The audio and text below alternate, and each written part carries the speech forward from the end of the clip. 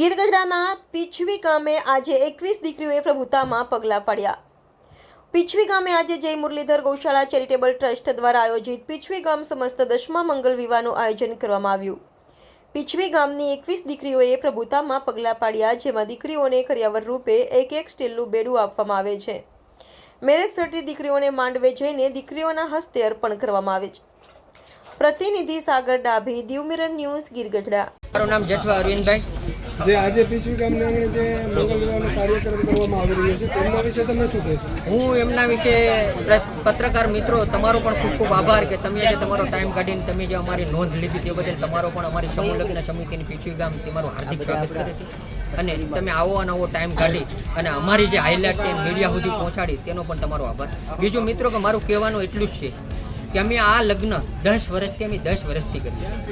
10 વર્ષમાં અમારું નૈતિક જવાબદારી છે ગામના વ્યક્તિ તરીકે, ગામના આગેવાનો તરીકે અને ગામના એક જાગૃત નાગરિક તરીકે કે કોઈ પણ નાનો માણસ આ લગ્નમાં જોડાય છે અને તેની દીકરી ઓછા ખર્ચામાં એ પહોંચે અને એને કોઈ પણ વ્યવસ્થાની અગવડ ન ઊભી થાય તેના માટે અમે ગામ આખું ખંભે મિલાવી એક સંગઠનની તાકાતથી અમે આ એક કાર્ય છે એને તહેવારના રૂપમાં વર્ણવી અને આ કાર્ય કરીએ છીએ।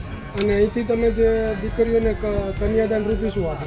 અમે દીકરીઓને કન્યાદાન રૂપી મિત્રો એક તો અમારી સમૂહ લગ્ન સમિતિ તરફથી સ્ટીલનું બેડું અને મા માટલાની વ્યવસ્થા કરીએ છીએ। ગામમાંથી આજુબાજુ મહેમાનો તરફથી જે કાંઈ દાન આવે દીકરીઓ માટે અલગથી એ પણ અમે અહીંથી જ આપી દઈએ છીએ। બીજી વસ્તુ અમારી સમૂહ લગ્ન સમિતિ એક અઘરું કામ, તમને ખબર છે કે વર કન્યા છે એ લગ્ન થઈ જાય પછી એક મેરેજ સર્ટિફિકેટ માટે બહુ ધક્કા ખાય છે અને બહુ હેરાની થાય છે।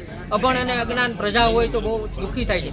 એટલે એના માટે અમે એક મારું કામ જો અમને આમ દિલથી થતું હોય તો એવું કરીએ છીએ કે મેરેજ સર્ટિફિકેટ અમે આજની તારીખમાં 2 વાગે અમે ઇસ્યુ કરીને આપી દઈશું અને કુંવરબાઈનું મામેરું ઓનલાઈન ફોર્મ પણ અમે અહીંથી જ ભરી દઈએ છીએ, જેથી વર્કના અને દીકરીઓને કોઈ પણ તકલીફ ન પડે। અને લોકોને શું સંદેશો આપવા માંગો? લોકોને સંદેશો હું એટલે જ આપવા માંગુ છું તમારા ન્યૂઝના ચેનલથી કે હરેક ગામમાં આવું કામ થવું જોઈએ।